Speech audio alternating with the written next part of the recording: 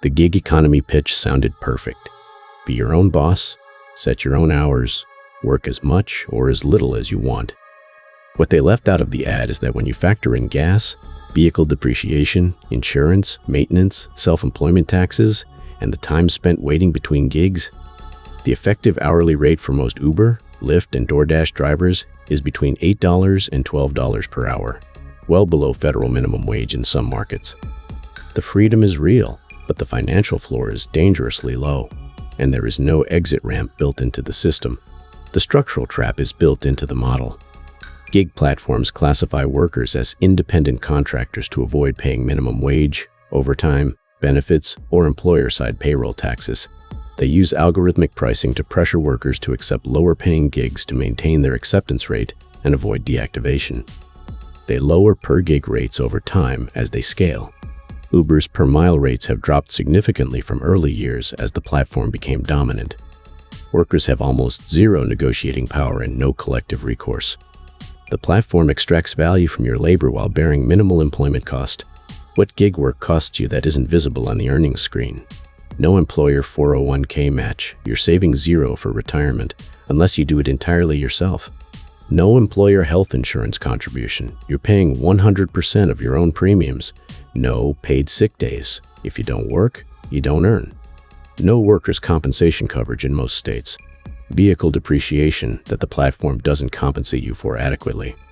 A 2019 MIT study found that median rideshare profit, after all expenses, was approximately $3.37 per hour, below any state minimum wage.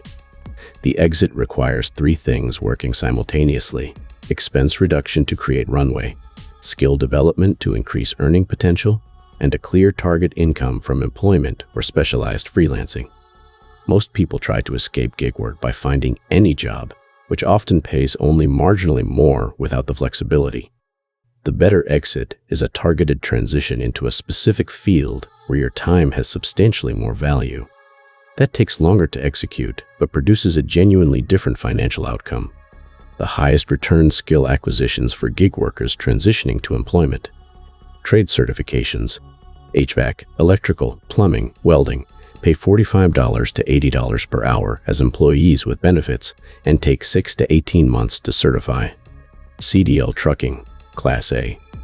CDL takes 3 to 6 months, starting wages around $55,000 to $70,000 with benefits. Tech, AWS Cloud certifications, Salesforce Administrator, Cybersecurity CompTIA, Security Plus. These can be self-studied in 3 to 6 months and open doors to $60,000 to $90,000 starting salaries. Every one of these beats gig delivery after accounting for actual take-home. Specialized freelancing, as opposed to gig work, has a completely different income ceiling. A DoorDash driver earns a platform-set per-gig rate. A freelance graphic designer sets their own rates and can earn $50 to $150 per hour once they have a portfolio. A freelance bookkeeper, $40 to $75 per hour. A freelance copywriter with a specialty, $75 to $200 per hour. The key difference is that specialized freelancing builds a portfolio, client relationships, and reputation, all things that compound. Gig platform work builds nothing transferable. You start over every year. The 12-month exit plan. Months 1 and 2, reduce your fixed expenses to create as much cash flow margin as possible. Calculate your true minimum monthly survival number. Months 3 through 8, use gig income as your bridge while dedicating 10 to 15 hours per week to skill development, a certification course, a portfolio project, or applying to apprenticeship programs. Months 9 through 12, active job or client search with your new credential or portfolio. The math: if you can maintain current gig income while building a transition, you don't need savings to execute this. Time is the investment, government and nonprofit resources that most gig workers don't use.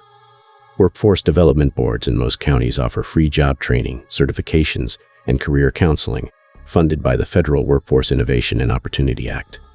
Community colleges offer accelerated vocational programs at dramatically lower cost than private trade schools.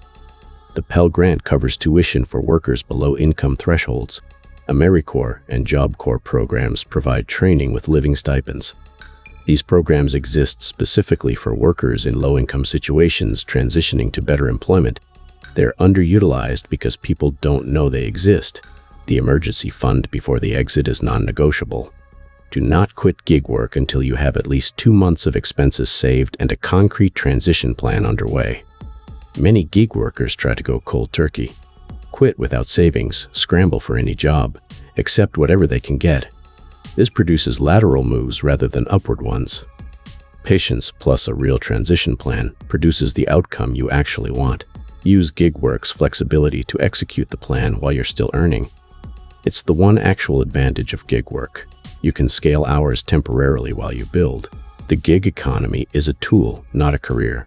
For some people, it's a valid bridge or supplement. For many, it's a trap that feels like freedom until you look at what you've built after 5 years of driving and delivering.